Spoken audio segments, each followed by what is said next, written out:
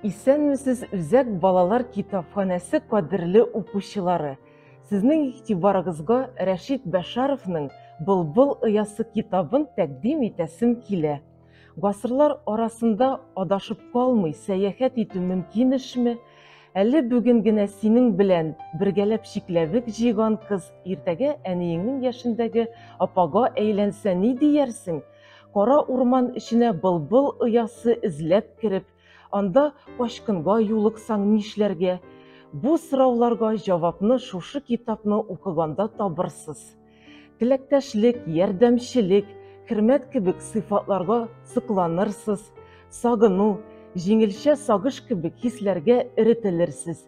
Игътибарыгыз өчен бик зур рәхмәт. Киләсе очрашуларга кадәр.